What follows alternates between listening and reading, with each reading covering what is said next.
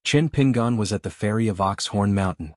He was about to board his dragon boat with Pei Qian and go to the Academy of the Great Sui Kingdom. Even though Zhou Mili had already handed over 2 mountain walking staffs, she was still carrying a golden shoulder pole on her shoulder. Cui Dongshan and Wei Xian were also leaving Longquan County, but they were taking another Dali military ferry that was passing by. Wei Xian was chatting with Pei Qian. Cui Dongshan only said a few parting words. "Sir, you've been working hard for so many years to move mountains and earn your support with your own ability. Actually, you can rely on 1 or 2 now. The road is long and difficult. Sir, please take it easy." End of chapter.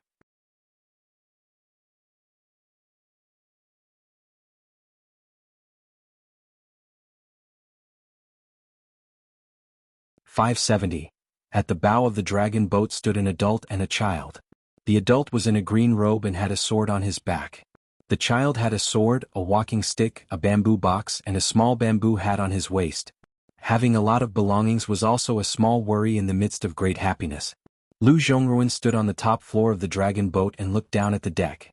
She needed manpower to steer the dragon boat, so she negotiated a new deal with Luopa Mountain. Lu Zhongruan found a few disciples of the ancestral hall who had followed her to cultivate on the back of Aou and taught them how to operate the dragon boat. It was not a long-term plan, but it could allow the cultivators of Pearl Hairpin Island to integrate into the mountains of Liju Blessed Land faster. This was the choice Lu Zhongruan made after careful consideration when she took a walk in the courtyard that night. Lu Zhongruan completely understood. Instead of implicating the cultivators of Pearl Hairpin Island into an awkward situation because of his awkward attitude, he might as well learn from Zhu Lian, the chief steward of Luopa Mountain, and be shameless. Chen Pingan was chatting with Pei Qian about his travels in the North Continent. They talked about a cultivation genius called Lin Su, who was the leader of the 10 youths in the North Continent. It was said that as long as he made a move, it meant that he had already won.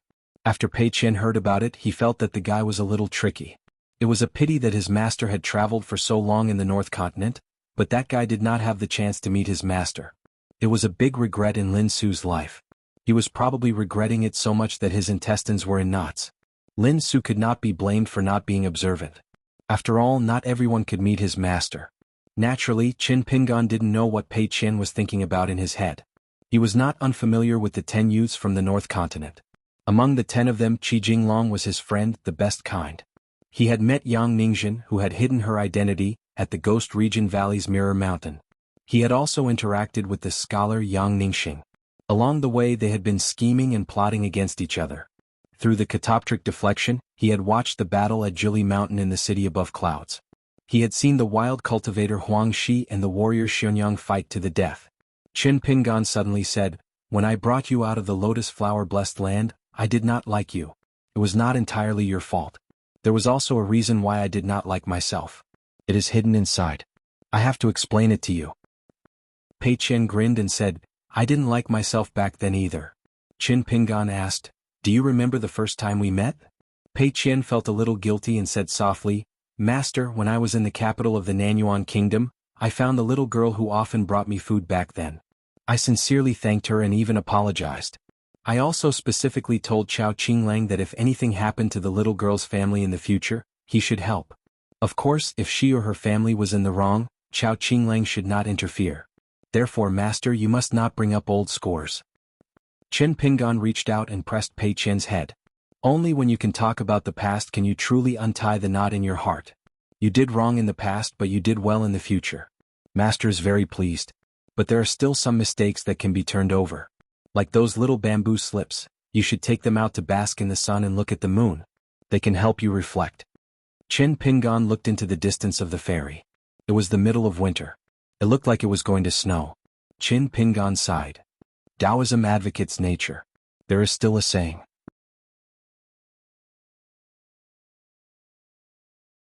If you do not cultivate the human path, it is difficult to approach the heavenly path. Pei Qian's expression was serious. Master's words are like gold.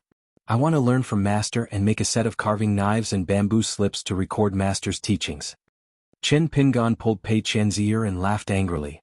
Cui Dongshan, Zhu Lian, Chen Lingjun and the others of Luopa Mountain added together are not as good as you.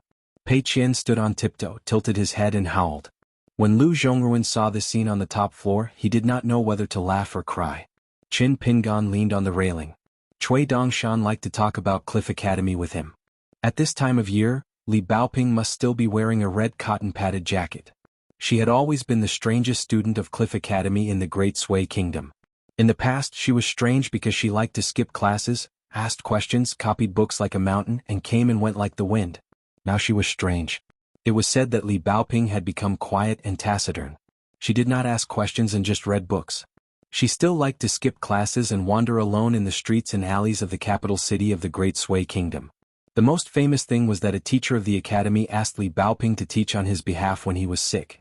2 days later, the old teacher returned to the classroom and found that his prestige as a teacher was not enough. The eyes of the students hurt the old teacher. At the same time, he looked at Li Baoping sitting in the corner and felt a little proud. Qin Pingan was a little worried at that time. Cui Dongshan, on the other hand, laughed heartily and said that little treasure bottle was imparting knowledge to others without being the least bit unconventional or overstepping the rules. Lin Shui was a true cultivator.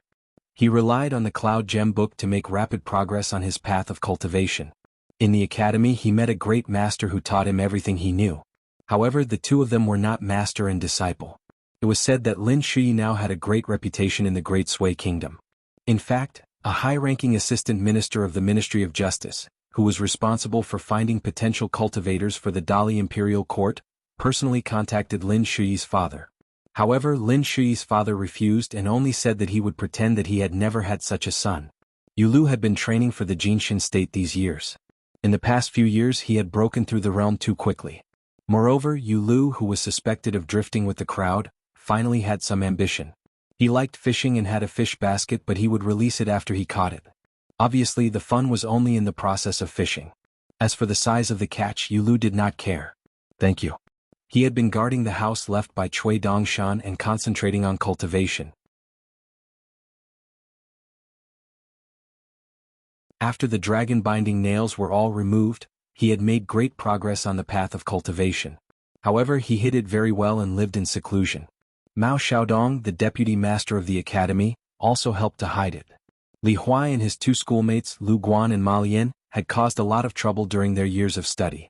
However, Lu Guan often took the initiative to take the blame and Ma Lian helped to clean up the mess. It was not that Li Huai did not want to help, but Lu Guan and Ma Lian did not want Li Huai to be a hero after Lu Guan and Ma Lian helped them a few times. Li Baoping was worthy of being called the best in learning and seeking knowledge. In terms of cultivation, Thank You was actually at the forefront. However, Lin Shui could be said to be the best in both cultivation and study. Everything was leisurely. Cultivating the mind and temperament had never been a big thing in life. In fact, it had always been Yu Lu's strength. Now, Yu Lu was slowly nourishing the fist intent and gradually building the foundation of the golden body state. As for Li Huai, Cui Dongshan said that this guy was a dog sh*t wherever he went. In addition to getting the psychic white deer, he had not been idle these years. However, Li Huai did not know how lucky he was. He kept adding to his belongings, buying antiques and treasures, or visiting Ma Lian's house as a guest. Ma Lian casually gave him a junk, and a bamboo box full of treasures were all left there to collect dust. It was a waste of natural resources. Pei Qian asked curiously, "Master, why don't you hang up the wine pot?" Qin Pingan smiled and said, "Life is a pot of wine. When you think of something you will drink." Pei Qian tried hard not to speak. Qin Pingan smiled and said, "If you want to say it, then say it." Only then did Pei Qian spill the beans from a bamboo tube. He quickly said, "Master, you're worried about the money for the wine. Look, I have money here. Copper coins, broken silver, small gold ingots, a lot of snow money and a small summer money. I have everything. Master, take it all." Qin Pingan turned his head and looked at Pei Qian, who was holding up the money bag. Qin Pingan smiled and held the little head and shook it. "Keep it for yourself. It's not like I don't have money." Pei Qian sighed and resentfully put away the money bag that Aunt Gui gave her. She carefully put it in her sleeve and accompanied her master to look at the sea of clouds. What a big cotton candy. The master and disciple arrived at the capital of the Great Sui Kingdom. The streets and alleys were thick with snow. Pei Qian purposely picked the snow on the side of the road that had not been swept away. When she stepped on it, crunching sounds could be heard and every step left a footprint. The old man guarding the Cliff Academy recognized Qin Pingan and smiled. "Qin Pingan, I haven't seen you for a few years. Where have you been?" Qin Pingan bowed. Pei Qian, who was beside him, hurriedly shook the small bamboo box and did the same. He took out a genealogy record from his sleeve and handed it over. The old man took a look and smiled. Good fellow. Last time it was the Tongya continent. This time it's the North continent. Where will you go next time? Will it be the Central Divine Continent? Qin Pingan smiled and said, I don't have the chance to settle down and study. I can only rely on walking. The old man nodded and turned to look at Pei Qian. Little girl, why aren't you so tanned anymore? You've grown taller too. Is it because you stayed in the school in your hometown? Pei Qian beamed and nodded vigorously. You're very knowledgeable and have a good eye for people. The Maoshan Mountain Chieftain should really let you become a teacher in the school. Then the Cliff Academy will be amazing in the future. Today there will be a wise man, tomorrow there will be a gentleman.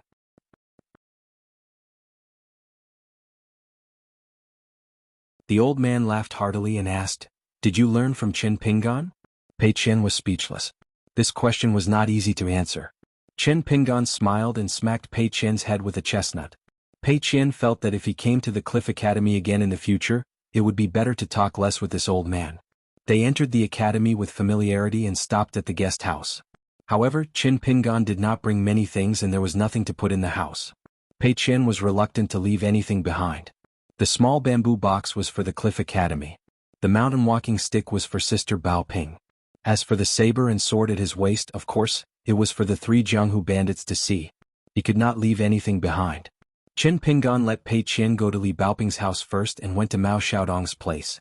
The tall old man with a ruler at his waist stood at the door and asked with a smile, You're already in the golden body state? Qin Pingan nodded. I broke through the bottleneck of the 6th state at the Lion Peak in the North Continent. Mao Xiaodong was gloating. Li Huai's father must have put in a lot of effort, right? Qin Pingan smiled bitterly. It's all right. In the study the two of them sat down. Mao Xiaodong went straight to the point and said, What books have you read over the years? I want to test you to see if you've been too focused on cultivation and neglected the study of self-cultivation. Qin Pingan first took out a stack of books from the objects in front of him and stacked them on his knees. Then he recited a long list of book titles. Some of the books he took out just now were borrowed by Cui Dongshan from the Cliff Academy. After he finished reading them, he naturally had to return them to the academy. However, Luapa Mountain had already bought 2 sets according to the titles of the books. One set was kept as a collection, and the other set, which Qin Pingan knew how to outline and comment on, was placed on the table on the 1st floor of the bamboo building. Mao Xiaodong frowned. It's so complicated? Qin Pingan nodded. It's difficult to pass the mental test. Sometimes, it seems like you can't pass the test in a skill that used to work 100 times. In the end, you realize that it's not that the knowledge you rely on is not enough, but that you've learned too little. Mao Xiaodong slowly relaxed his brows. Very good. Then I don't need to test you. Qin Pingan asked about Li Baoping and the others' recent studies. Mao Xiaodong gave a concise explanation. Qin Pingan could hear that he was generally satisfied. However, Qin Pingan also heard some of the complaints that the elders in the family had towards their juniors. For example, Li Baoping's personality had to be changed.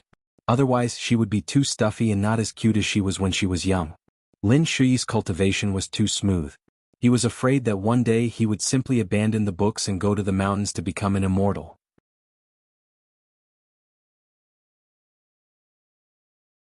Yulu had read the writings of the Confucian sages thoroughly. However, deep in his heart he did not recognize and respect the legalists as much as he did. This was not a bad thing. Xie had never been interested in learning, which was not a good thing. He was too focused on breaking through the bottleneck in his cultivation. He cultivated day and night without slacking off. Even when he was in school, his mind was still on cultivation. It was as if he wanted to make up for all the time that he had squandered in the past few years. More haste, less speed. It was easy to accumulate many hidden dangers. If he focused on cultivation today, it would be the crux of his cultivation in the coming year. Mao Xiaodong was the one that he felt most at ease with Li Huai. He said that this kid was not bad.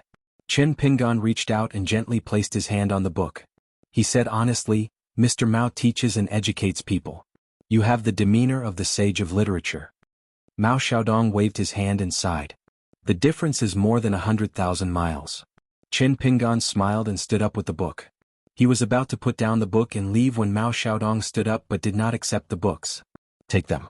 I will buy books from the Academy's library to make up for it. Take these books as a gift for the completion of the ancestral hall of Luapa Mountain. Qin Pingan did not refuse and kept the books. After Qin Pingan left, Mao Xiaodong stretched out his hand and touched the corner of his mouth to prevent himself from smiling too much. In this winter, some words were quite heartwarming. Qin Pingan walked all the way to Li Baoping's school. He saw Pei Qian, who was looking up and talking excitedly to Li Baoping. Without the word little, the girl was wearing a red cotton-padded jacket that would only make a girl have a rustic feel. But when she wore it, it was not tacky at all.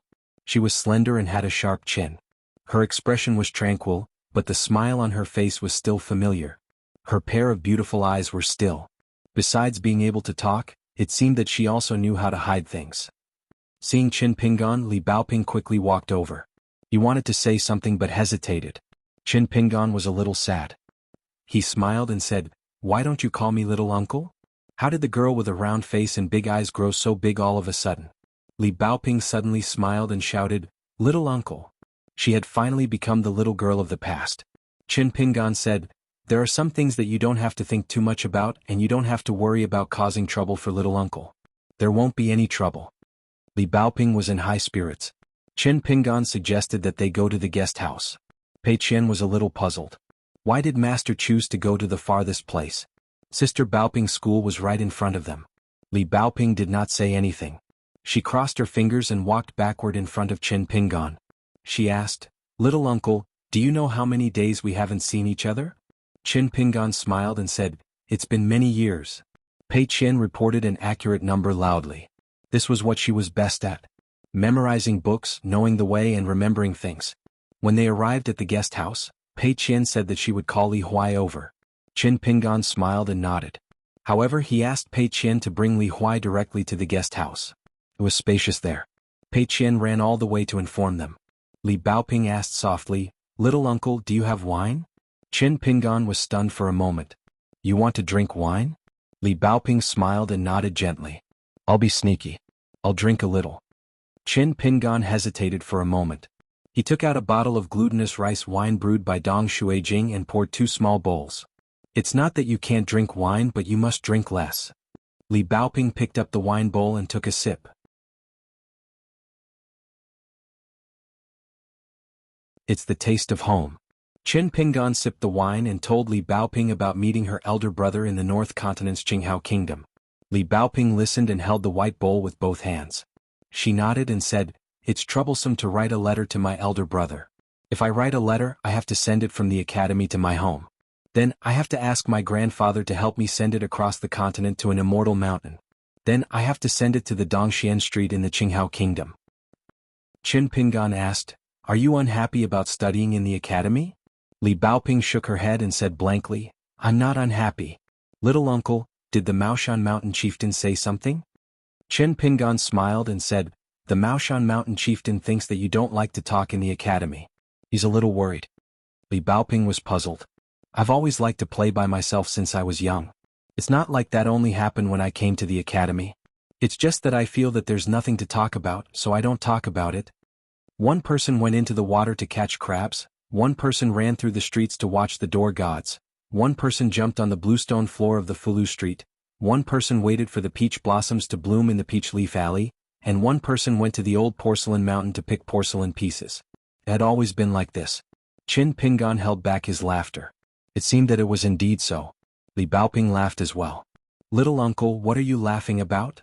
Qin Pingan smiled and said, "Nothing. I'm just thinking about the first time we met. You were so small but sweaty. You ran so fast while carrying an old locust tree branch. Now that I think about it, I'm still impressed." Li Baoping was embarrassed for the first time. She raised her bowl and covered half of her face and eyes. However, she could not hide her smile. Qin Pingan smiled and said, "Let's go and thank them." The two of them walked side by side. Li Baoping asked questions and Qin Pingan answered them one by one. On the way they met Pei Qian and the others. Other than the excited Li Huai, Lin Shui and Yu Lu were also there. Xie noticed the commotion outside and opened the door. She smiled when she saw the large group of people. Apart from Lin Shui, who would occasionally come here to cultivate, there were almost no guests in the house that Cui Dongshan had left for her. Pei Qian and Li Huai, who was carrying a small bamboo box, sat down in the courtyard and began to fight. Qin Pingan, Lin Shui and Yu Lu stood and chatted. Li Baoping and Xie sat on the steps. In the end, Qin Pingan clapped his hands lightly. Everyone looked at him. Qin Pingan said, there's something I have to tell you. I already have my own ancestral hall at Luopa Mountain. The reason why I didn't invite you to attend the ceremony was not because I didn't want to, but because it wasn't suitable for now. You can go to Luopa Mountain as guests at any time. There are many empty mountains outside of Luopa Mountain. If you like any of them, you can pick one. I can help you build a study house. If you have any other requests, you can tell Pei Qian directly. Li Baoping already knew about this from Pei Qian. She was not surprised. Xie was the most shocked. She was once a direct disciple of the ancestral hall at the top immortal mountain of the Lu dynasty. Therefore, she knew very well what the appearance of an ancestral hall meant. Yulu congratulated. Lin Shui also congratulated with a smile. Qin Pingan smiled at Lin Shui and Xie. You are already immortals who cultivate on the mountain. The spiritual qi at Longquan County is still very abundant. Therefore you too must not be shy. It's a free mountain. It's an extra place for cultivation. It's a waste not to take it. Then Qin Pingan said to Yulu, Luopa Mountain has many martial artists. Yulu, you can find someone called Zhu Lian. He's now in the far travel realm. You two can spar. Let him help you with your punches. Zhu Lian is more restrained. At this point, Qin Pingan's eyes were sincere. Yulu did not agree or refuse. He said, why do I feel a chill on my back? Li Huai was busy fighting with Pei Qian's subordinates on the table. After hearing this, he said angrily, Qin Pingan, it's fine if you don't tell Bao Ping and the others about such a big matter, but you even hide it from me? To think that we're brothers of different surnames. Are you looking down on me, Li Huai?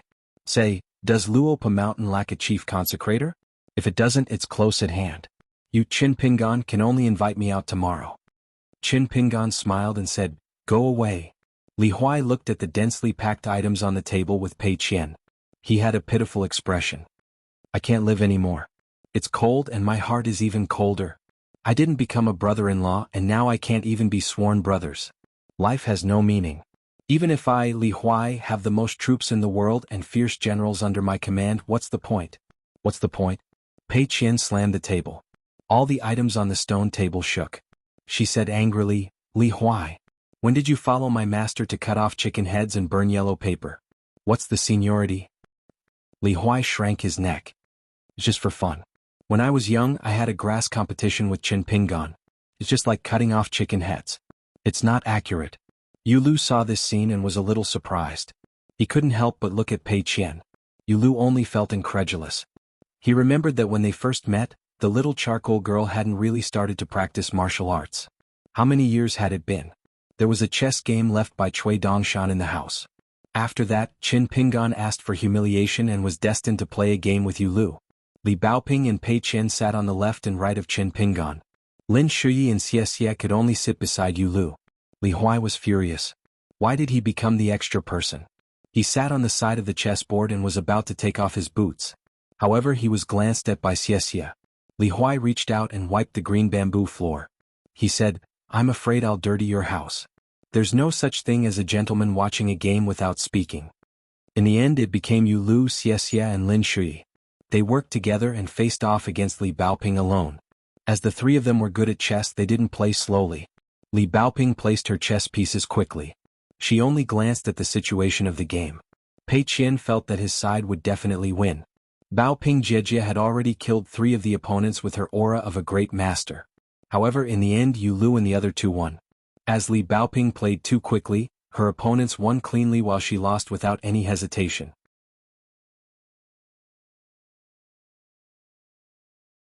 Pei Qian clapped his fists and comforted Sister Baoping not to be discouraged. Qin Pingan roughly understood. Li Baoping smiled. Junior uncle, I'm sorry? Qin Pingan shook his head. In a few years, it'll be difficult for us to lose. Li Baoping nodded vigorously. Lin Shui and Xie looked at each other helplessly. Qin Pingan was telling the truth. Unexpectedly, Yulu smiled. You want to win? That depends on whether the 3 of us are willing to play chess with you. Yulu covered the chess jar and looked at Lin Shui and Xie. Let's do it this way. The 3 of us will officially stop playing chess from today onwards. Against Qin Pingan, Li Baoping and Pei Qian, we'll maintain a winning record. Lin Shui nodded. Agreed. Xie smiled.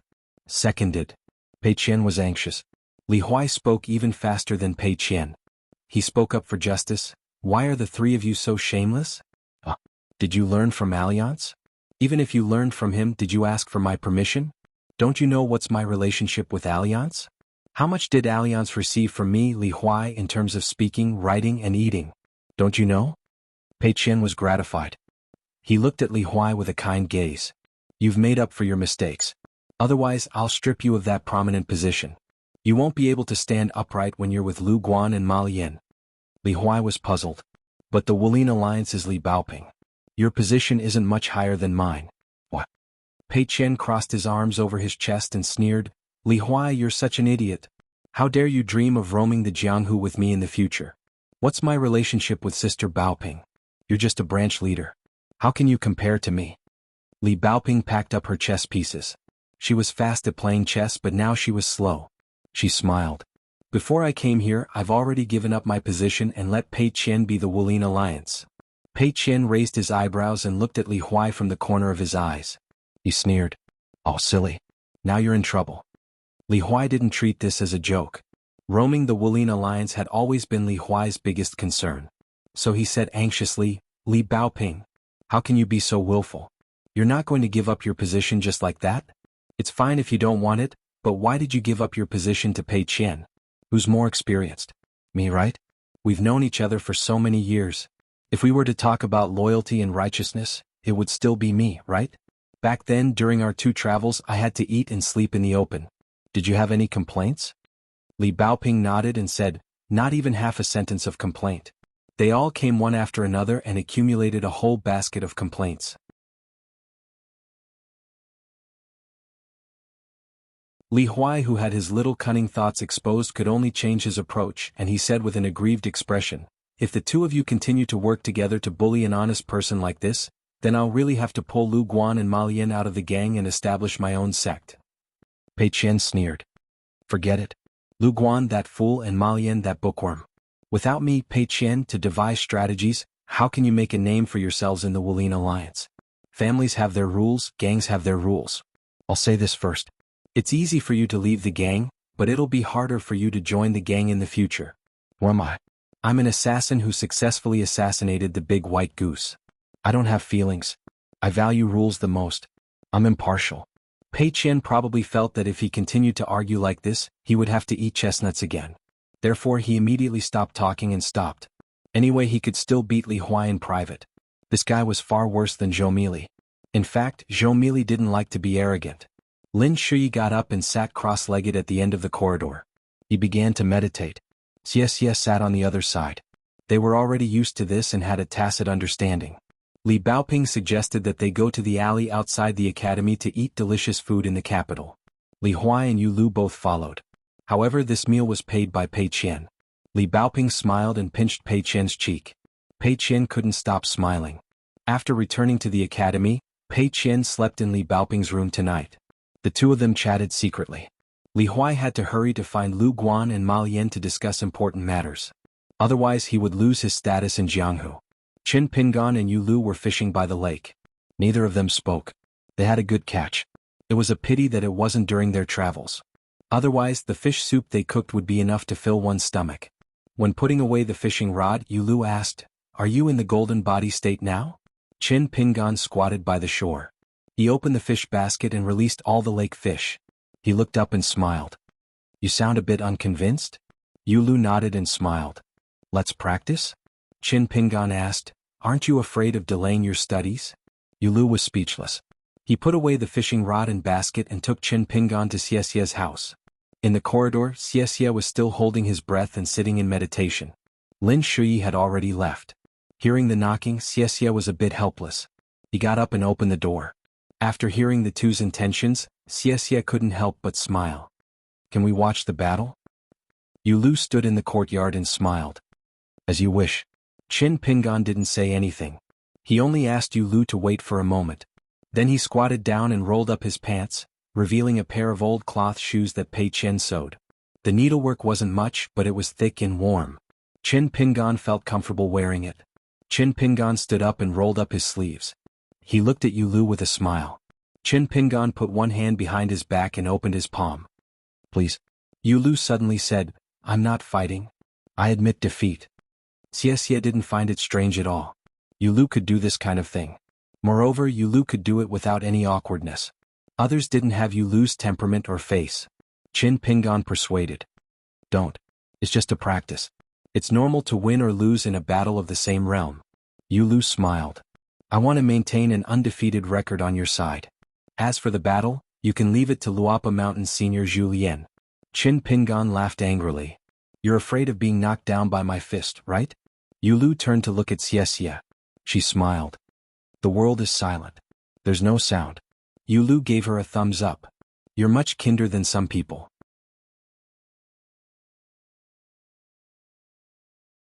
After the two guys who didn't fight left the courtyard, Xie lay down in the corridor and closed her eyes.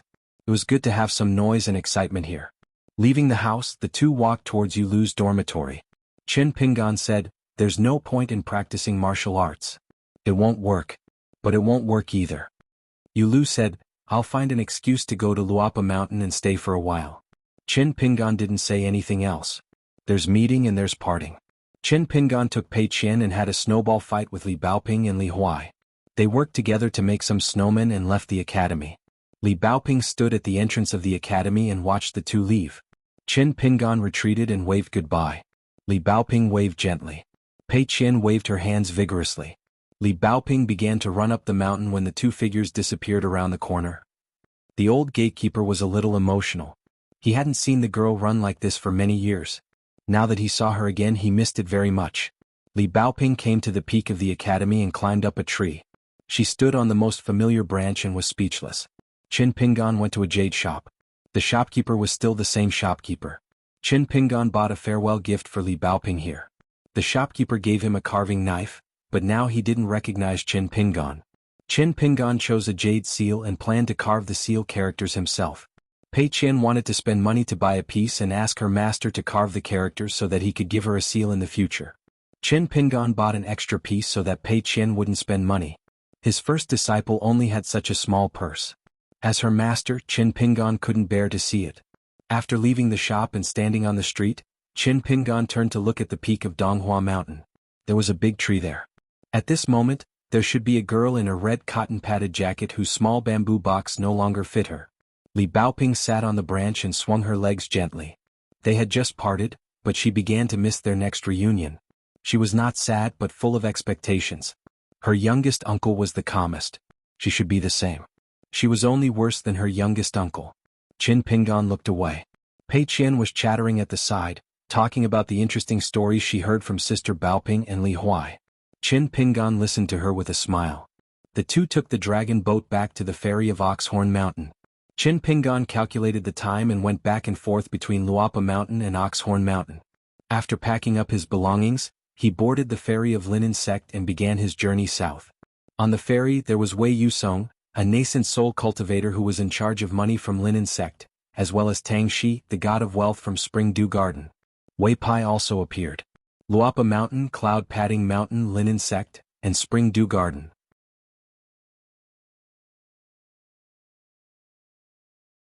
The general framework of the four forces had already been set. On this journey south, everyone had to grind the many details of the cross-continent business. After the discussion was almost done, Wei Pai left first. He meant that Qin Pingan could help him with the remaining matters at Cloud Padding Mountain of Wei Pai. Then, on the way, at an immortal ferry that was relatively close to Book Lake, Li Fuyao boarded the cross-continent ferry on behalf of the True State sect. This was Qin Pingan's second meeting. They discussed the matter of Lotus Root Blessed Land. Besides Li Fuyao, Sun Jiaxu and Fan Air of Old Dragon City would also participate. Both sides lent Luapa Mountain a large sum of Guyu money and did not ask for any dividends. In order to hide as much as possible, Sun Jiaxu and Fan Air quietly left Old Dragon City. Before the cross-continent ferry entered Old Dragon City, they boarded the ferry at different crossings. When Qin Pingan saw Fan Air, the first thing he did was to give him a piece of porcelain that he had personally made. For this, Qin Pingan made a special trip to the Dragon Kiln where he had been an apprentice in Longquan County. This was the first time Qin Pingan had returned to the Dragon Kiln. After the cross-continent ferry landed at the crossings outside Old Dragon City, Qin Pingan did not go to Old Dragon City. The Fan family's Osmanthus Island ferry had yet to return from inverted Hanging Mountain. The Sun family's cross-continent ferry, the mountain sea turtle that the Sun family's ancestor had captured, was about to leave. Therefore Chin Pingon did not fork out any money and took the ferry for nothing. This trip to the sea was a long one. With each passing day they were closer to the Great Wall of Sword Chi.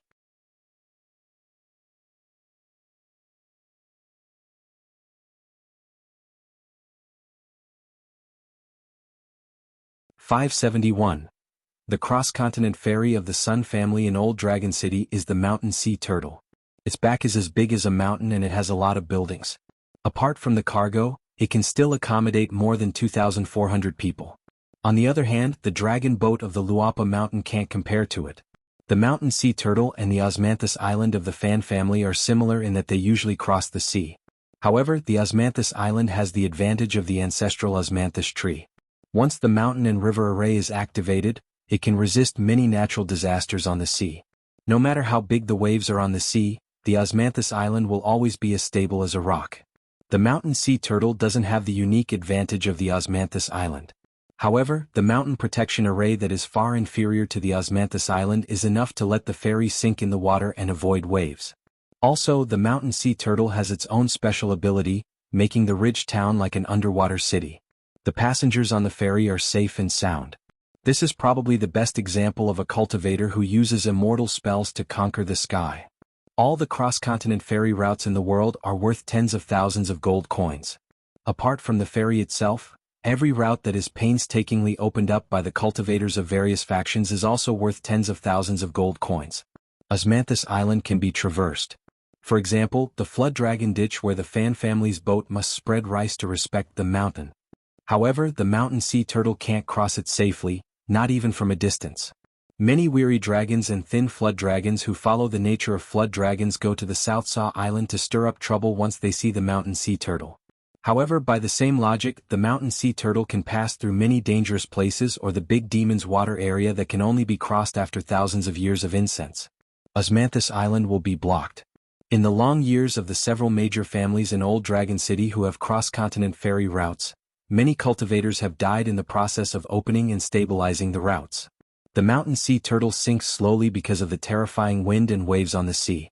If it weren't for the circles of array ripples on the back of the big turtle, it would be no different from sailing on the sea. The buildings, flowers, and trees on the back of the big turtle are not affected by the sea at all. Chin Pingon was now an honored guest of the Sun family who had put aside their previous enmity, and they were also allies who had begun a long-term business relationship. Sun Jiashu naturally arranged for Chin Pingon to stay in a high-class immortal mansion. It wasn't large, but it was brimming with spiritual energy. Under normal circumstances, the Sun family would rather leave this mansion empty than hand it over to a great cultivator to rest in. There were many reasons for this. It was because this small mansion named Book Spirit was the closest to the turtle core that the mountain sea turtle had been refining for nearly 10,000 years. Therefore it was naturally rich in water and the spiritual energy was the purest. When cultivators absorbed it, they would be able to achieve twice the result with half the effort. However, once a great cultivator who had a death grudge against the Sun family harbored ill intentions, they would inevitably cause great harm to the mountain sea turtle. Once they lost this cross-continent ferry, the Sun family's status in Old Dragon City would quickly plummet. After Chin Pingon boarded the ship, he still spent 12 hours a day cultivating and refining his chi. The spiritual energy accumulated in the underwater residence, the mountain shrine and the wooden house had almost been carefully sorted out and refined. The main problem was that the refinement of the 36 green bricks in the Taoist temple contained traces of water fate, especially the little bit of Tao meaning. The progress was slow. Fortunately, Chin Pingon had a breakthrough in his cultivation and martial arts at the Lion Peak at the same time. After advancing to the fourth realm of Chi Refinement Warrior, the time required to completely refine the 36 green bricks was 30% faster than expected. Chin Pingon sits on the futon. There is a chessboard in front of him. Together with the chess pieces and the chess pot, they are all carried by Chin Pingon. They are placed in the slightly empty space near him. This time Chin Pingon didn't bring too many things with him. Except for the green shirt sword Immortal and the flying swords number 1 and number 15, he only brought the golden necklace robe. The 100-eyed Taotai robe has been given to Zhou Mili. She is a little girl in black. She wears it very well. As for the snow flower robe that he took from the female ghost in the Greasy City, he also gave it to Shi Ro. Regarding this golden necklace robe, Qin Pingan has a new plan. He can only let Lu Xianying down. He sent a cross-continent letter to the mellow scholar Qin. In the end, he received a reply from Old Dragon City. At that time, Fan Air personally brought the letter to the Fairy of the Linen sect. In the letter, Lu Xianying said that he values love more than friendship. However, between the two of them, there is no need to be courteous. Qin Pingan is not loyal, but Lu Xianying is not bad. In the letter, he directly asked Qin Pingan to change to something not too different from the golden necklace robe. Otherwise this matter will not be over. When they meet, Qin Pingan will have to stand still and let him play a few tricks. At the end of the letter, he asked Qin Pingan to pass on a message to Lu Xianying's sister-in-law, asking her to give birth to a child soon. Qin Pingan can only pretend that he didn't see it. Can he say something like that? Does he want to die? On this trip, Qin Pingan brought the white jade token and the Taoist wooden token. One was from Zheng Dafeng's early years at the dusty medicine shop in Old Dragon City to pay back the debt. The other was from moving the giant caisson, which he earned with his own hard work. For a job like the bag shop, it is naturally done wherever he goes. Last year at the Taoist temple, Qin Pingan suffered greatly because he didn't have enough items. Otherwise, Qin Pingan would have been able to empty the Taoist temple's green bricks and leave behind a single piece. It can be considered that Qin Pingan's bag shop has not reached a higher level. He only brought 30 grain rain coins for the celestial money. This time at the inverted hanging mountain, compared to his first trip to the Lingji shop, our Mount Luopo's mountain lord can at least take a few more glances at the treasures openly. He won't feel like he will be chased out if he takes an extra look.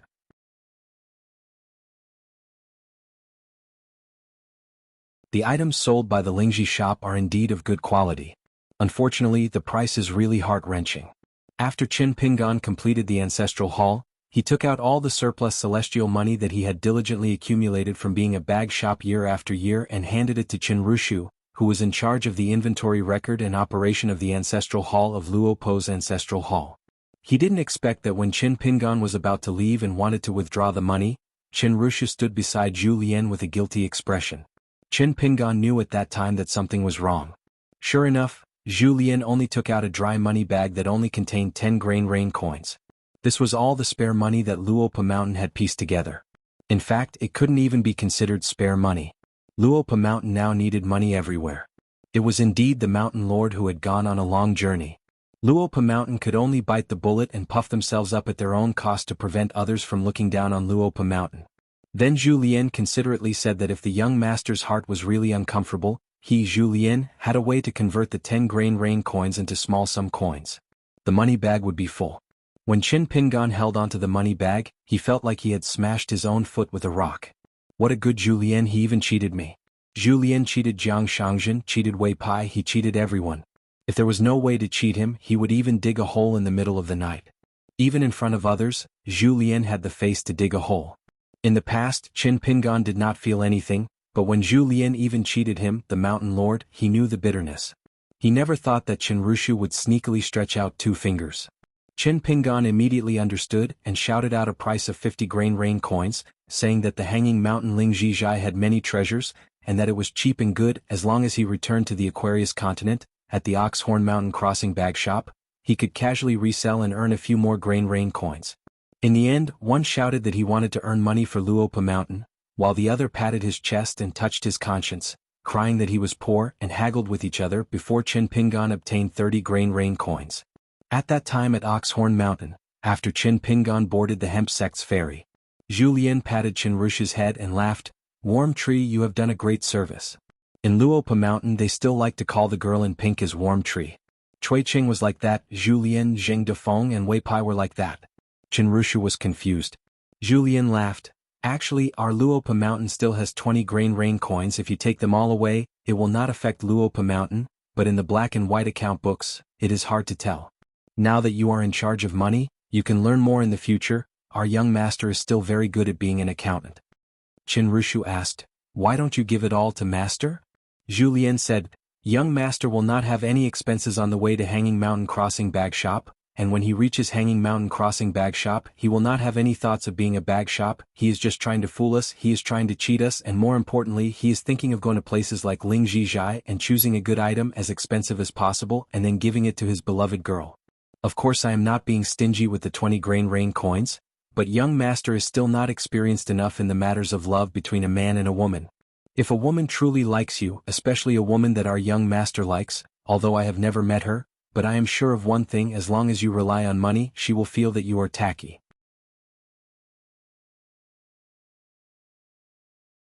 Chinrushu became more and more confused. Then why did Mr. Zhu give me an extra 20 grain rain coins? Zhu Lian laughed. When it comes to love between a man and a woman, does being too experienced mean that it is good? Chinrushu was in a daze. Zhu Lian's body was stooped, and his hands were behind his back. The cool breeze caressed his face, and he allowed the mountain wind to blow at the hair on his temples. He watched the ferry take off into the distance and said softly, "When a man is young, he always thinks that he will give whatever he has to a woman, and there is nothing bad about that. Different years, different love, each has its own merits, and there is no distinction between better and worse, good and bad.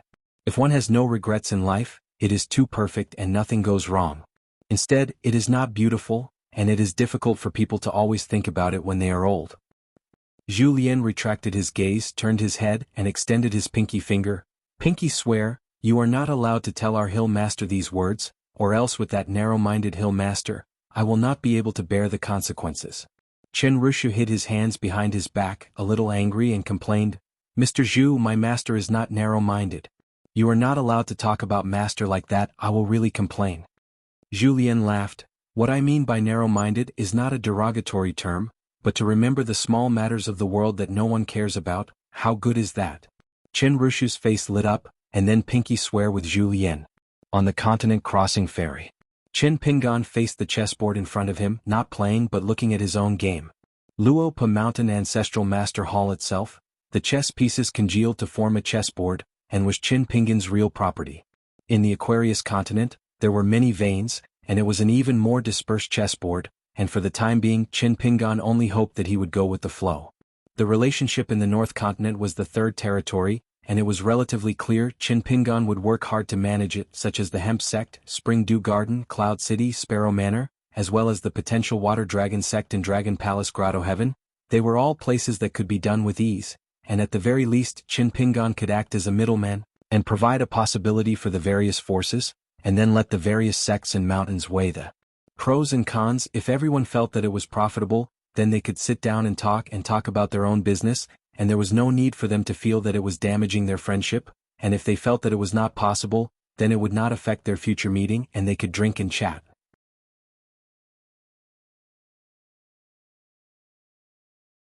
Before Cui Dongshan left Luopa Mountain, he and Qin Pingan sat at the edge of the cliff, chatting and drinking, and suddenly said that he and his teacher were kindred spirits, and they were both weaving nets, and on this point Cui Dongshan had to admit that the old elementary scholar had a better foresight. In the end, Cui Dongshan began to comfort himself. The old elementary scholar had a good eye for disciples, but unfortunately his ability to find a teacher was not as good as his. Qin Pingan was curious and asked who the old Mr. Wensheng's teacher was. Cui Dongshan laughed out loud, saying that the old Xiaocai did not have a proper teacher to preach the Tao, and only had a mediocre scholar in the marketplace. Since the old elementary scholar did not even have a teacher, how could he compare to him? Qin Pingan gathered the chess pieces one by one, and put them back into the white chess jar. Then he took out the black chess pieces from another jar. There were many chess pieces with names and mountains engraved on them, and Qin Pingan placed them on different parts of the chessboard without looking at them. Qin Pingan looked at the crisscrossing chess pieces on the chessboard, and some of them were grouped together. Therefore there were many names that he had only heard of and recorded. If their names were not engraved on the black characters by Qin Pingan, they were opponents or enemies. For example, the sword deity, ancestors of Xinjiang Mountain, who had been suppressed by Li Tuanjing in the Wind Thunder Garden for hundreds of years, and the many guests of the Su family in Qingfeng City, as well as the Su family's in-laws, the Yuan family of the Upper Pillar country of Dali. Killing with force, killing with reason, and killing with one's heart. These were three completely different approaches. Qin Pingan was no stranger to them because on his travels he had personally experienced all kinds of conflicts, big and small. Qin Pingan covered his sleeves with his hands and leaned forward, carefully watching the chessboard. Shake the strong and destroy the strong, plan slowly. This had always been a saying that Qin Pingan highly respected, and a principle that Qin Pingan had buried deep in his heart. However, the slow and steady layout was to reel in the net quickly, and when he threw out a punch or a sword there would be no aftereffects. During this period he needed to use all kinds of small things to create a general trend that gathered at the right time, place and people. Back then, Alliance would not have killed Zhu Lu in the corridor of Red Candle Town. As for the left and right Sword Tong Yi sect, it was even more so. Then Qin Pingan later visited the ancestral hall of Misty Mountain for the sake of Mr. Fisherman, Zhao Luan, and Zhao Shuxia. At that time he also learned the essence. Lu Yundai and Lu Tingjiu, the father and son on the mountain, turned against each other and became enemies. In the end, after Qin Pingan returned to Luapa Mountain from the North Continent, he heard a piece of news. Lu Tingjiu, who was detained on Misty Mountain, secretly colluded with the military general stationed in Dali. He roped in several guests on the mountain in an attempt to usurp power, and was killed by Lu Yundai in anger. After this battle, the vitality of Misty Mountain was greatly damaged, and it was announced to the outside world that the mountain would be sealed for 100 years. There were many tricks in the world, and even if it seemed like they had stopped, and the sword had clearly returned to its scabbard, the sharp edge of the blade would fall on the hearts of others for a long time. After 10 years or 100 years, the hearts of people would be hurt if they were slightly moved. Qin Pingan put away all the black pieces on the chessboard. He picked up an unengraved snow-white chess piece and casually placed it. Although it was a terrible chess player, he liked to hear the sound of a chess piece falling on the chessboard. Qin Pingan had nothing to do, so he played a game of chess with himself. They were evenly matched and he was satisfied. He felt that this was how chess should be played. What was the point of letting someone else have a handicap? If the outcome was obvious, it would be meaningless. Qin Pingan was not in a hurry to put away the chess pieces. He leaned back and fell. Thinking back to those years when he first saw the group of foreigners at the town gate, more than 10 years passed in the blink of an eye. Everyone had their own story. Fu Nanhua was now the next lord of Old Dragon City. After marrying the legitimate daughter of the Jiang family of Yunlin, the situation was set. It was said that Fu Nanhua and Song Jisin, who had been conferred the title of king, had a good relationship with each other. In the past few years, other than the fact that Kai Jinjian was able to break through the realms at a relatively fast pace, he had already built his own residence and rarely went out. Back then, when he was on his way to Qinghuan Kingdom, he had met the black-clothed youth in the famous alley of Beehive Fairy, Jiang Yun.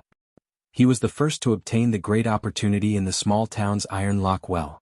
This person was the only direct disciple that Lu Laoqing had accepted outside of Palace Willow Island. Qin Pingan had a good impression of Jiang Yun. After that, at Book Slip Lake, he dared to go to Palace Willow Island to visit Lu Laoqing. Other than having the Saint's Jade token as a life-saving talisman, part of the reason was that Lu Laoqing would accept Jiang Yun as his disciple. The prince of the Great Sui Kingdom, Gao Xian, had intercepted the Dragon King basket and the golden carp from Li Air. However, Qin Pingan did not have any grudges against him. After the Great Sui Kingdom's Gao family and the Song clan signed an extremely high-level mountain alliance, Gao Xian was a hostage and rushed to Dali's Cloud Pagoda Mountain to study at Linlu Academy. Gao Xian did not deliberately conceal his identity. Previously, Qin Pingan had brought Li Baoping and the rest to the Great Sui Kingdom's Cliff Academy and had met Gao Xian. After that, Gao Xian studied at the academy. Both parties had some tacit understanding and did not deliberately meet or communicate. Otherwise, if it was too much of a taboo, it would not be a good thing for both parties. The mother and son of the Su family of Qingfeng City had obtained the ancestral Mingzi armor of the Lu Xianying family.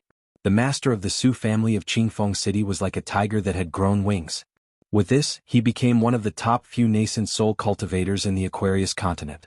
Not only did he successfully eliminate his dissidents and firmly hold on to power, he also married the Su family's legitimate daughter to the capital of Dali and formed a marriage alliance with the Yuan family of the Pillar State of Dali.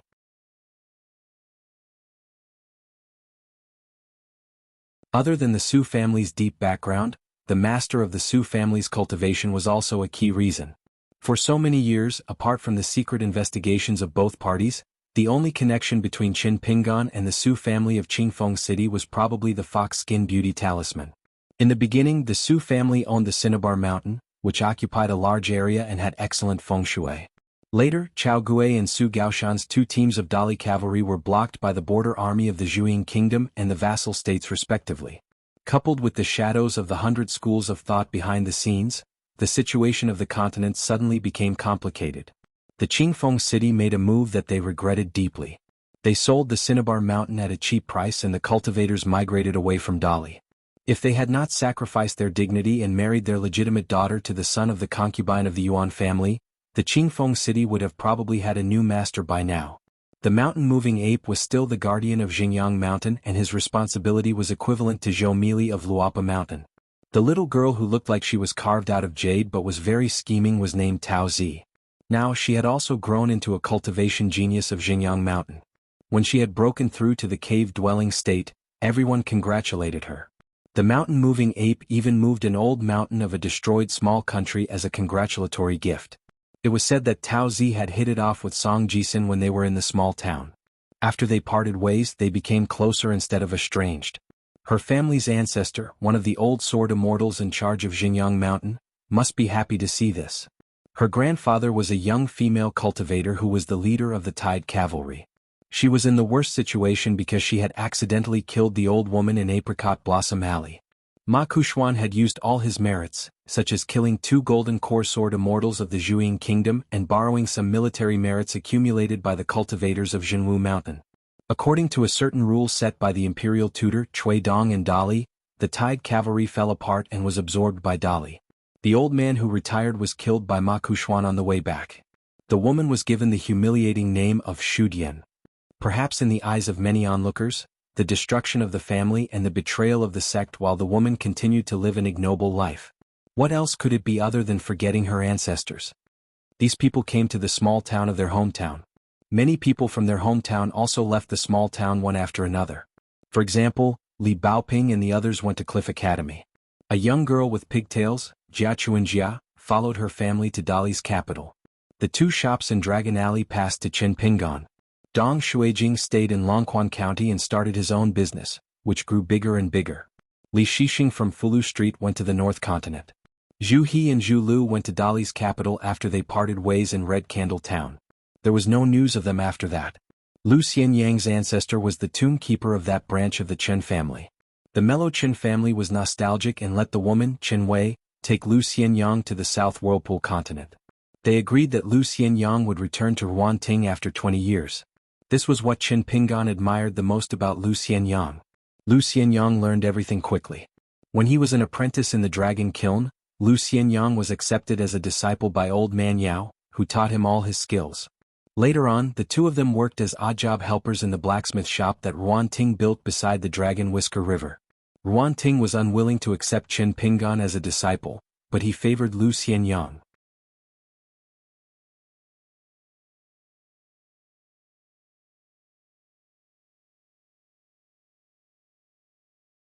He stood on the observation platform at the highest point of the mountain turtle's back and looked up at the world's largest mountain seal. However, the 2 consecrated cultivators in the light and in the dark on the ferry were busy at this moment, so they dismissed the idea of showing up to talk to him. As the fighting at the Great Wall of Sword Chi became more and more intense, the ferry business of the 9 continents that came to the inverted mountain to do cross-continent business grew bigger and bigger, but the profits did not increase by much. As long as one paid attention, one would realize that the cross-continent ferries between the South Sa continent and the Fuyao continent no longer carried passengers. They deliberately suppressed the number of passengers on the ferry. Even if the profits were less and they had to increase the consumption of the ferry, they still had to go back and forth frequently to transport more goods to the Great Wall of Sword Chi through the inverted mountain. It was obvious that the Confucian academies in charge of the 2 continents had begun to secretly interfere with this matter. Only the Tongya continent was still the same as before. This was related to the fact that there were not many cross-continent ferries in the Tongya continent.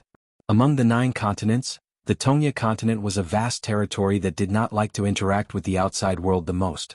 The ratio of the cultivators who traveled to the Tongya continent and the native cultivators of the Tongya continent who traveled to other continents was not proportionate. Therefore, the cultivators of the Tongya continent gave people the impression that they did not move. The reason was simple. Firstly, the Tongya continent in the southeast had a large territory and abundant resources. There was no problem for it to be self-sufficient. Secondly, the Tongya sect and the Yugui sect were in charge of the 2 continents in the north and south respectively. Moreover, the number of immortal mountains was relatively small and large. For thousands of years, the continent had been very stable. However, the huge disaster that happened a few years ago not only caught the cultivators of the Tongya continent by surprise, but it also made the world a laughing stock. Fortunately, peace had been restored and the various immortal sects were recuperating. Chen Pingan stood by the railing of the observation deck. The cultivators around him were mostly from the Aquarius continent. There were also cultivators from other continents who were visiting the Aquarius continent. This was not a common sight in the past. Following the changes in the Aquarius continent, the Dali dynasty became one of the top 10 dynasties in the world. There were more and more cultivators from other continents who went to the Aquarius continent out of curiosity. Before this, the Aquarius continent was just a small place in a corner. People were not interested at all. If they wanted to go, they would go to the North continent where sword cultivators were as common as clouds. Otherwise, they would go directly to the Tongya continent. From the north to the south, there was the capital of Dali, the Xingue sect, the Lakeview Academy, and the Old Dragon City. Usually this was the tour route for cultivators from other continents. However, there were many places that they would not travel by boat. In the future, there might be another sect of the Yugue sect in the Tongya continent, and Jiang Shangzhen's Shujian Lake Real sect. After all, Jiang Shangzhen's reputation was not small. It was rare to see a cultivator who could stir up trouble in the North Continent. To the world, the North Continent was an extremely dangerous and unfriendly place. The murderous aura was too strong. There were too many people who would not have died in other continents. After Qin Pingan walked through the North Continent, he felt that this was a place with more Jianghu than immortal qi.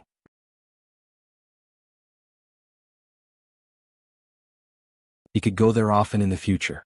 The sword immortal of the Wind Snow Temple, Wei Jin, was now at the Great Wall of Sword Qi. The sword immortal of the floating duckweed sword lake, Xie Kai, should also be rushing to the inverted hanging mountain after asking the Taihui sword sect. It was a pity that Chao Ci was no longer on the city wall. He did not know if the little cottage that Chao Ci had left there and the cottage of the sword immortal Qin Qingdu were still there after the two battles. There were many cultivators from other continents near the viewing platform. Most of them were conversing in the language of the Central Divine Continent. In their words, there was no respect for the mountains of the Aquarius continent. When they mentioned the Dali Iron Cavalry, there were no words of praise. They only said that it was okay. It was considered good in the Aquarius continent. However, if it was in the Central Divine Continent, it would not be so smooth. It was not that these outsiders were arrogant. Cui Dongshan himself had said that the Aquarius continent lacked Ascendant Realm cultivators. This was a huge worry. After a few decades, when the situation was at hand, there was only one old bastard who had secretly ascended to the Ascendant Realm. It was not enough. What to do? Borrow? Fortunately, he did not have to beg. Otherwise Cui Dongshan would vomit blood and die. Chen Pingan pretended that he did not hear the heavenly secret that Cui Dongshan revealed. The imperial tutor Cui Dong had first created the Baek Okekyung building, and then let the Dali Iron Cavalry take over a continent. Since he dared to do this, he naturally would not wait for death. He was just sending the entire Aquarius continent to its death. Chen Pingan collected his thoughts and looked around. Most of them were here to admire the magnificent scene of the inverted mountain peak. Outside the inverted mountain, there were rivers that looked like clouds and water, hanging in all directions between the mountain peak and the sea. The inverted mountain had a radius of 100 miles.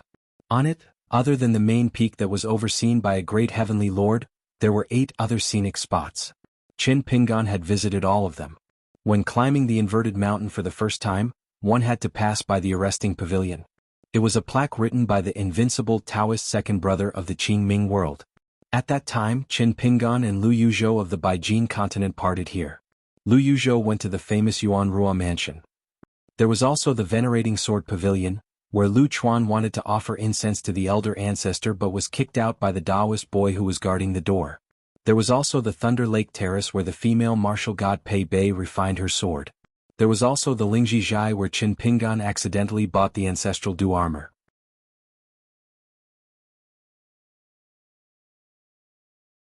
There was also the Dharma Glabella Hall, which was also known as the Hall of Missing One. There was also the Elk Cliff with the beautiful scenery. The Crown Princess Lu Boqi, who was married to Lu Qingshan of the Azure Phoenix Kingdom, was born in the Saber Master's room in the inverted hanging mountain. There was once a sky-high reward for Song Changjing and Su Rua on the wall. The ferry followed a river and docked at the inverted mountain. Chen Pingan thanked the manager of the Sun family's ferry and then climbed the inverted mountain alone. Chen Pingan did not choose the Lingji Zhai that sold things and opened an inn. Instead, he chose the Stork Inn at the end of the alley. The manager was stunned for a long time. Chen Pingan? Chen Pingan smiled and nodded. The manager clicked his tongue and said, "Didn't Jean Su from the Osmanthus Island come with you this time?" Now that the people of the Aquarius continent have become stronger, what do you think, Child Chin? Please take care of our business and choose a superior room? Chin Pingan shook his head and said, let's go to the same room as last time. The man was helpless. He took out a key from the drawer and gently threw it to the young man in green with a sword on his back. Chin Pingan, you really have to change your stingy habit. If you are not generous when you are outside, how can you achieve great things? Chin Pingan was not in a hurry to go to the room. He leaned against the counter and looked at the familiar alley outside. He smiled and said, I am a chi refinement warrior of the lower 5 realms. How much money can I have? The man counted with his fingers and joked, it's been almost 10 years, right? You haven't earned any money, and your cultivation hasn't improved by much. Young Master Chin, what have you been doing since you left Inverted Hanging Mountain? Chin Pingan smiled and said, wandering around. The man whose ancestors had been guarding this inn for generations shook his head and said, no wonder you have to patronize my small place after returning to the Inverted Mountain. You made me happy for nothing. Chin Pingan took out 2 pots of wine and handed one to the manager. Hometown wine. The manager opened it and smelled it. He scolded jokingly, ordinary glutinous rice wine? Chin Pingan, you are really shameless to take it out. Chin Pingan smiled and said, drinking those immortal wines in the Inverted Mountain is not something to be proud of. Only by drinking this can I show my character. The manager felt that it made sense. The 2 of them drank slowly. Chin Pingan asked about the recent situation in the Inverted Mountain. The manager said that it was the same. The only difference was that behind the lone peak of the Inverted Mountain, the Great Lord of Heaven had joined forces with 2 sword immortals to open up a new gate to the Great Wall of Sword Chi. Those who did business would all go there. There was no choice. In less than 10 years there had been 2 extremely tragic battles. Just relying on the original mirror gate to transport goods inside was not enough. However, now that the management was strict, the travel was cut off. Therefore, it was difficult for those who were not involved to go to the Great Wall of Sword Chi to see the scenery. Without any connections, they could forget about it. It was no longer a matter of money. Because previously, the city behind the Great Wall of Sword Chi had a huge mess because of the mixing of good and bad people. As for the details, the Inverted Hanging Mountain had banned the news. Anyway, it was not a small matter. Otherwise, Inverted Hanging Mountain would not be so strict back then. There was even a never-before-seen night curfew. With the cultivators from the Saber Division as the lead, they inspected the waste tokens of all the cultivators in Inverted Hanging Mountain within a day. The 4 private residences including the Yuan Rua residence were no exception.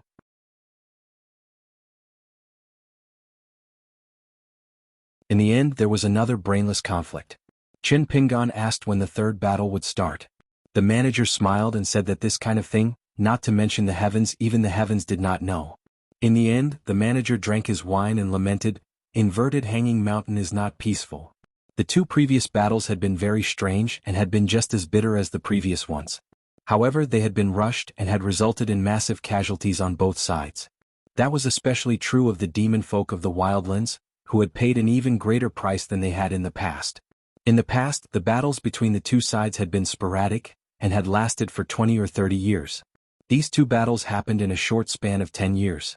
The Sword Celestial, one of the leading figures of the sword cultivators in the North Continent, died in the 2nd battle. Chin Pingan said, it has not been peaceful for 10,000 years even though we are so close to each other. The manager smiled and said, that's true. The 2 of them gently clinked their wine pots and drank the rest of the wine. Chin Pingan went to the room. The furnishings were the same, the scenery was the same, it was clean and refreshing. There was nothing to put. Chin Pingan sat quietly for a while before leaving the inn and the alley. He went to the lonely peak that was like the center of Inverted Hanging Mountain. There was only one gatekeeper left. It was the young Taoist priest who looked like a child but was very senior. He was still reading there. As there was almost no one coming in or out of this place, there were more and more children playing around in Inverted Hanging Mountain. It was still the same scene as before. Once a child got close to the Taoist priest, he would suddenly fly away on a cloud. Some naughty children deliberately did this and did not get tired of it. After landing on the ground, they would continue to fly in that direction. The Taoist priest did not mind. Chin Pingan circled around the lone peak and headed to the back of the mountain. According to the innkeeper of the Stork Inn, the sword-hugging man who had imparted the incantation to Chin Pingan was still a criminal. However, he had moved to another location and was now in charge of the entrance. After Chin Pingan left, The little Taoist priest who was dipping his saliva and flipping through the book raised his head and looked at the back of the young man in green. There was a strange expression on his young face. Chen Pingan saw the man who was sleeping soundly on the stone pillar beside the door. It was different from the mirror at the front of the lonely peak. There was only one Taoist priest left to guard the entrance and exit of Inverted Hanging Mountain and the Great Wall of Sword Chi. The man who carried the sword and dozed off was still guarding the back. He was in charge of watching everyone who returned from the Great Wall of Sword Chi.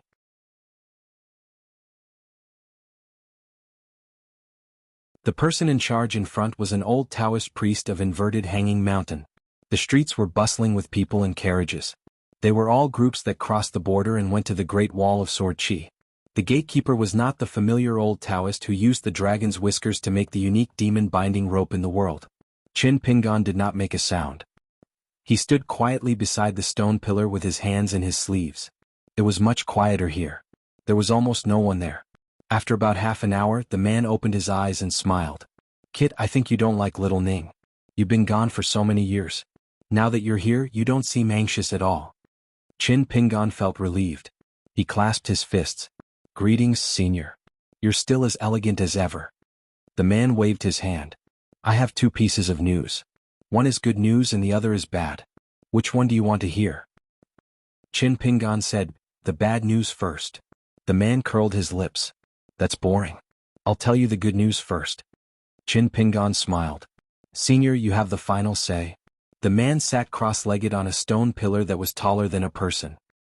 He looked at the young man and said, "The good news is that the little girl Ning was lucky enough to survive 2 great battles. Her cultivation isn't low now. I heard that she's become increasingly beautiful. It's not strange that you like little Ning. It's strange that little Ning likes you." Chen Pingan waited for the man to continue. The man gloated. "The bad news is that the rules are very strict now. Many people who don't follow the rules have died. If you don't have some connections, you can't go to the Great Wall of Sword Chi. Don't expect me to make an exception and send messages for you. It won't work. Otherwise, I won't be able to eat my last bowl of rice. That's why you can't get in, and the people inside can't help you with the operation. You can just stand here and stare. That's good. You can chat with me and I'll let you carry the wine and make a few dishes to go with it. The two of us can spar and bask in the sun every day. This simple life will really be like the days of the gods." Chen Pingan thought for a moment and said, "Now, who can speak on this matter in the Inverted Hanging Mountain?" The man stretched out his finger and pointed behind him. "The great heavenly lord of the Inverted Hanging Mountain is really invincible. Of course his words are useful." Chen Pingan didn't know whether to laugh or cry. This great heavenly lord of Taoism once fought with his left and right on the sea. It was already very kind of him not to make things difficult for Meng Qi. The man continued, "That baby-faced old neighbor is also good. But this guy has a weird temper. He's not someone who can be reasoned with. Then there's that guy who has a golden demon-binding rope. Then, you can only find the right path and the right money. For example, if someone from the Yuan Rua residence is willing to pay for you, it's not something that can be solved with money. You'll also have to break the rules and bear the risk. Plus, you'll be remembered by the Inverted Hanging Mountain." Chen Pingan kept silent. The man smiled and said, "I advise you not to think about it. Those who are qualified to go to the Great Wall of Sword Chi will definitely not do anything even if they accept your money. They'll only make your money go down the drain. The Osmanthus Island of Old Dragon City doesn't have enough influence. No one is qualified to go to the Great Wall of Sword Chi. Moreover, the Osmanthus Island can't bear the consequences. Not to mention that many people will die, even the entire Osmanthus Island will be sunk by the Inverted Hanging Mountain." Chen Pingan smiled and said, "Since I'm at the Inverted Hanging Mountain, there's no reason why I can't go to the Great Wall of Sword Chi." The man smiled and said, "Wow, you're indeed a level 4 Chi refinement warrior.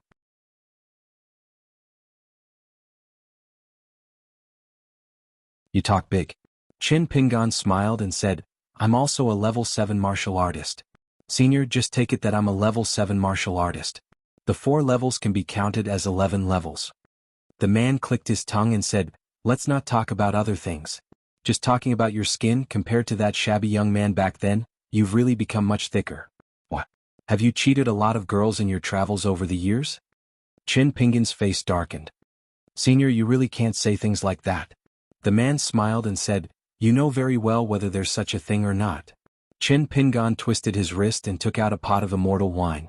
The sword-hugging man was about to make up for it or simply snatch it, but he did not expect that the cunning young man had already put away the wine pot at lightning speed with a smile on his face. The man rubbed his chin. Chin Pingan, this is very hurtful. Chin Pingan smiled and said, then I'll have to trouble Senior to give me a straightforward answer. The man looked around and said softly, you walk around first. I'll think about it and see if there's a way.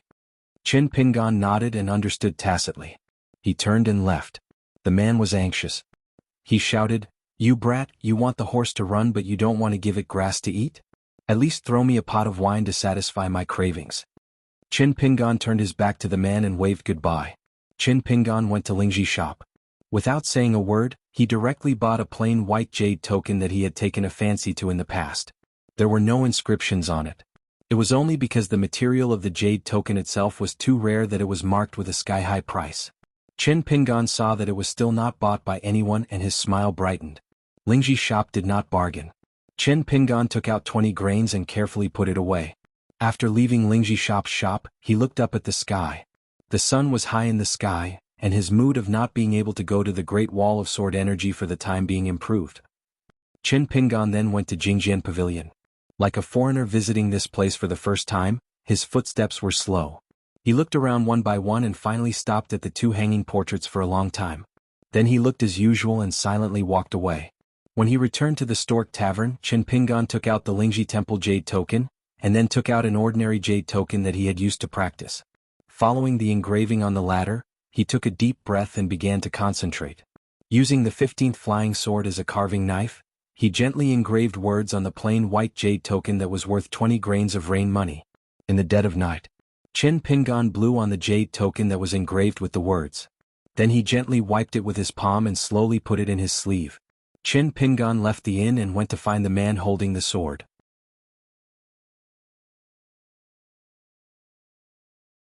The sword immortal stood beside the stone pillar, holding his sword. He asked with a smile, I have good news and bad news. Which one do you want to hear first? Chin Pingan did not say anything unnecessary. He threw out the 8 bottles of osmanthus wine that he had already prepared. They landed on the stone pillar one by one and were arranged neatly. They were all given to him by Fan Air when he boarded the ship. The man looked a little embarrassed. The good news is that I plan to send you to the Great Wall of Sword Chi. The bad news is a little hard to say. I am a thin-skinned person. Chin Pingan smiled and said, as long as it doesn't delay my journey to the Great Wall of Sword Chi, Senior, just say the word. The man nodded and instantly came to Chin Pingan's side. He grabbed the latter's shoulder and threw him towards the door. Then he laughed and said, the bad news is that you gave me so much good wine for free. Are you stupid? We are already at the inverted hanging mountain. Are you really going to be blocked by those messy rules? I was just teasing you. If you didn't come here, I would have gone to the inn and begged you to scram. Chin Pingan's body floated and faced the man outside the door. His lips moved slightly, and then his body entered the mirror and disappeared in a flash. The man reached out and grabbed a bottle of wine. He took a big gulp and smiled, your father is still your father. Beside a door of the Great Wall of Sword Chi, an old woman from the Saber Division opened her eyes and smiled, you are not a sword cultivator, but you carry such a good sword. Are you the son of one of the few powerful families in the Central Plains? Your realm is not high. As expected of a young man from a big family. Your foundation is not bad. Ordinary earth immortal cultivators in the vast world are not as stable as you. Have you been here before? Chin Pingan did not answer any of the questions. Instead he asked, Senior, are you Lu Boqi's teacher? The woman nodded, you know my crazy disciple who ran off to get married? Then the old woman suddenly realized, you are that guy called Chin Pingan from the Aquarius continent? Chin Pingan was confused, Senior knows me? She smiled playfully, that's unnecessary. The sword immortal on the other side of the door snorted, you are not even a sword cultivator. At such an old age you are still a cultivator of the lower 5 realms. I think Lu Boqi's insanity is far inferior to Ning Lass's. Chin Pingan turned a deaf ear to him and kept a smile on his face. For other matters, Chin Pingan would definitely be sincere and respect these seniors with their stories. But for a certain matter. Who the F***ck do you think you are? Inside the city. On a large street, Chin Pingan came to the door of a large house and knocked lightly. He purposely did not look at the row of heads on the wall. They were all acquaintances but they did not speak much in the past. The door slowly opened. She asked, Who are you? Chen Pingan hugged her and said softly, Vast worlds. Chen Pingan has come to see Ning Yao.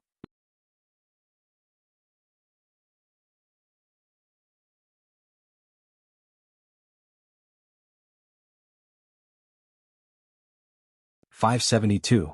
Chen Pingan gently let go. He took a step back and carefully looked at her. She was still dressed in dark green robes. She was a bit taller but not by much. She was no longer as tall as him. Her face was slightly red. All the mountains and rivers in the world added together couldn't compare to her beautiful eyes. Chen Pingan could even see himself in her eyes. She arched an eyebrow. Chen Pingan, you've grown up? Chen Pingan didn't answer her question. He softly said, I haven't dared to think about you in these past years. Ning Yao was about to speak. Behind her, someone whistled. It was a fat man squatting on the ground. Several heads were hidden behind the fat man, like a peacock spreading its tail.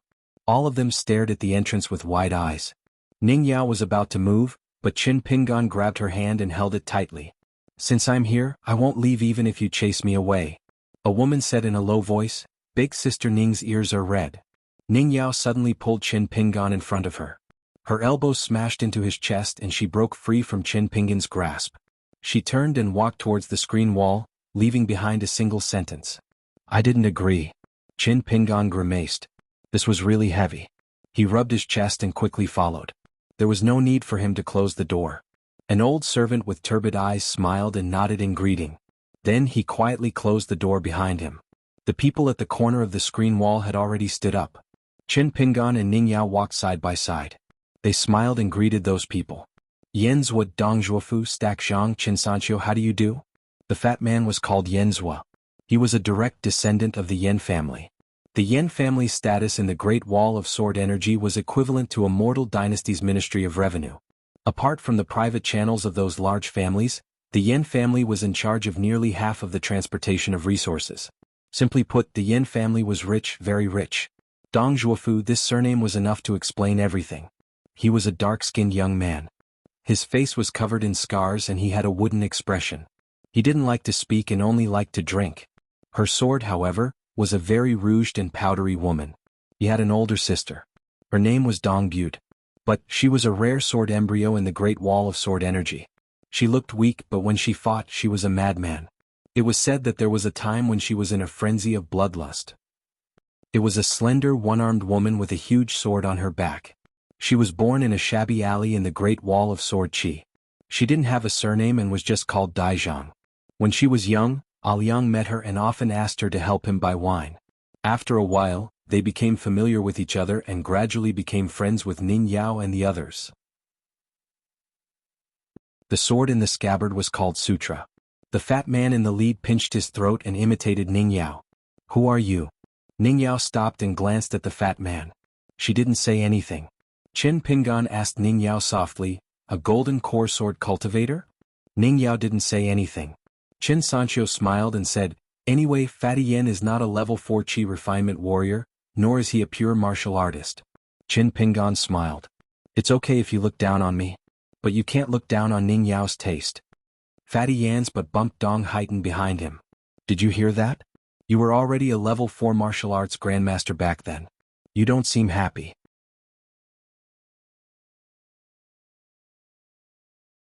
Ning Yao frowned and said, are you done yet? Fatty Yen raised his hands and glanced at the sleeves of the young man in green. He said, Chen Sanqiu urged me to stand out. I don't have anything against Chen Pingan. How many pure martial artists can fight with Chao Ci 3 times in a row at such a young age? I can't even admire him enough. However, I really have to say something fair. Apart from pure martial artists, the cultivators of the Talisman School are the most despised heretical path in our world. Chen Pingan, next time when you go out, don't bring so many talisman cards with you. No one here buys these things. There's no choice. The Great Wall of Sword Qi is a poor and remote place. We haven't seen the world. Ning Yao looked a little angry. Fatty Yen immediately shrunk his neck, which was already almost invisible. They didn't have a good impression of Chen Pingan. They didn't think he would bully others. But Ning Yao was too special in their hearts. There was also a natural barrier between the Great Wall of Sword Qi and the vast world. Yenzhua Chen Sanqiu and the others all knew that Chen Pingan didn't do anything wrong. But everyone of the same age at the Great Wall of Sword Chi, as well as some elders close to the Ning and Yao surnames, didn't think Ning Yao would have a future with a foreigner. Besides, the biggest story left behind by the youth who practiced martial arts on the city wall was losing to Chao Ci 3 times in a row. Moreover, the cultivators of the righteous realm had a much more stable life compared to the cultivators of the Great Wall of Sword Chi. Ning Yao's growth was extremely fast. There had only ever been one type of marriage in the Great Wall of Sword Chi, and that was between a man and a woman. Their cultivation levels were similar, and their killing power was equivalent. Qin Pingan smiled and said, "If there's a chance, let's learn from each other." Yanzhua glanced at Ning Yao and shook his head like a rattle drum. "I wouldn't dare." Ning Yao said softly, "You're only at Realm 6. Don't mind them. These guys have nothing better to do." Qin Pingan held back his laughter. "It's a bit difficult to pretend to be a far-wandering cultivator. What's so difficult about pretending to be a Realm 6 martial artist?" In the end, Ning Yao elbowed him in the waist again. She said angrily, "Is it fun to lie to me?" This time she was really angry. Yanzhua and the others kept quiet out of fear. Qin Pingan grabbed her hand and said softly, "I'm used to suppressing my realms and traveling. If we were in the vast world of Sword Chi, I would be a Realm 5 martial artist. Normal far-wandering cultivators wouldn't be able to tell the difference. Our 10-year promise was that I would only come to see you when I reached the Golden Body Realm. Do you think I can't do it? I'm very angry." Ning Yao looked at him. "You're angry at Qin Pingan? Then what's with the smile on your face? You think you're in the right when you're the one in the wrong."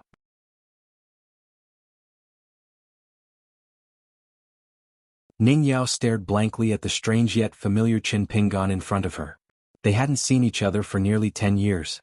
He wore a jade hairpin, wore a green robe and carried a sword on his back. She had to raise her head slightly to look at him.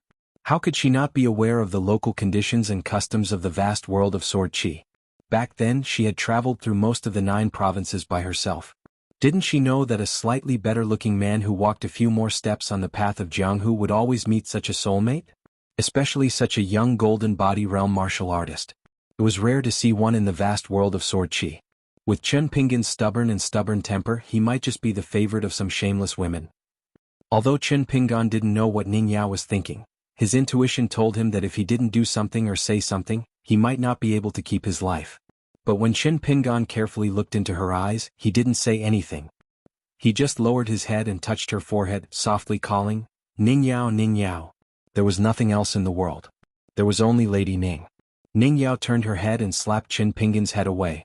She glared at him and said, "Qin Pingan, are you possessed by a ghost?" Qin Pingan was also somewhat embarrassed. Yanzhua turned his head and said with a sullen face, "This old man admits defeat. I can't take it anymore. I really can't take it anymore."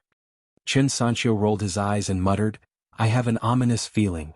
Feels like that dog of Alliance is back."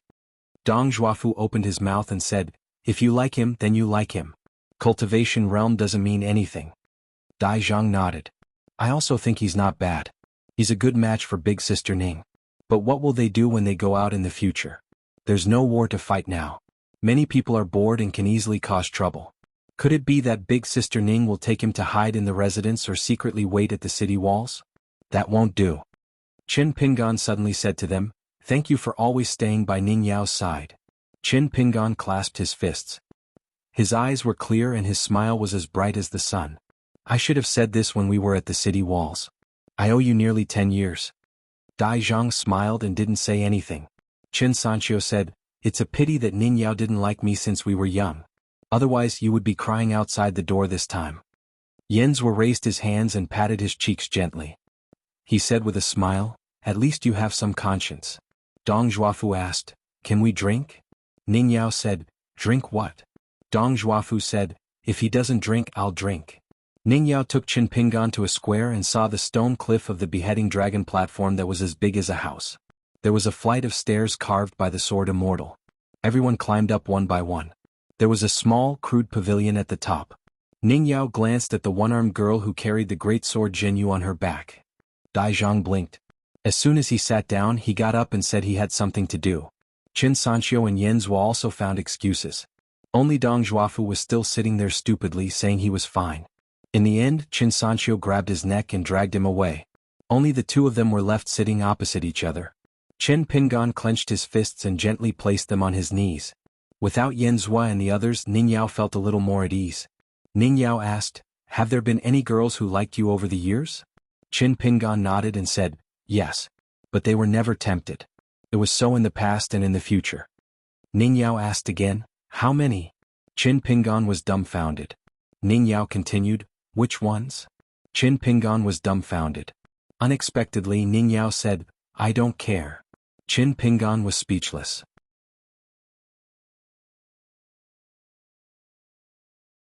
Ning Yao turned to look at the bottom of the beheading dragon platform. "Grandma Bai, is this guy really a martial artist of the golden body state?" In Ning Yao's sight, in addition to the old servant who closed the door, there was also a tall old woman. The two old people stood side by side. The old woman nodded with a smile. "Child Qin is indeed a martial artist of the seventh realm, and his foundation is excellent beyond imagination." Qin Pingan said softly, "I didn't lie to you, did I?" Ning Yao ignored Qin Pingan and said to the two elders, "Grandma Bai, Grandpa Nailan, you can go about your business." The old woman hesitated for a moment with a smile in her eyes, as if she was asking something. Ning Yao shook her head slightly. The old woman nodded with a smile and left with the old man who was staggering. Qin Pingan asked, "Grandma Bai is a grandmaster of the Peak State?" Ning Yao nodded.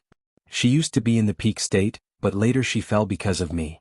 Qin Pingan suddenly asked, "Is there anyone here who is about the same age as you and has already become a nascent soul realm sword cultivator?" Ning Yao sneered. "I'm not a nascent soul realm sword cultivator for the time being." "Who can?" Qin Pingan nodded. This answer was very suitable for Miss Ning. Ning Yao frowned and asked, "Why are you asking this?" Qin Pingan smiled and said, "Nothing." Ning Yao reminded him, "The sword cultivators of the Great Wall of Sword Qi are not comparable to those of the vast world." Qin Pingan nodded and said, "I know. You used to say that the North Continent was worth a visit. Before I came here, I had just been there and experienced the abilities of the sword cultivators there." Ning Yao nodded and her brows relaxed slightly. In the eyes of a certain someone, perhaps it was the view of the moon above the willow tree. Qin Pingan twisted his wrist and took out a thick book that he had bound himself. He was about to get up and sit beside Ning Yao. Ning Yao said, "Sit over there." Qin Pingan scratched his head and gently tossed the book to her. "Back then, when I carried Boss Sword Immortal's sword to the Tongya continent, the old senior reminded me that it was best to bear with it and not to send a letter to the Great Wall of Sword Qi casually. It would distract you and I was worried that I would accidentally implicate you because of me. That's why whenever I have time, I will write down what I have seen and heard over the years. You can flip through it. I have written down everything big and small. Some of the records are more detailed while some of the records are only general." Ning Yao took the book and began to read it. It was a travel book written by Qin Pingan himself. Qin Pingan sat for a while. Seeing that Ning Yao was engrossed in the book, he simply lay down and closed his eyes. In the small pavilion, there was only the sound of flipping pages. At first, Qin Pingan was still thinking about things. Later on, unknowingly he really fell asleep.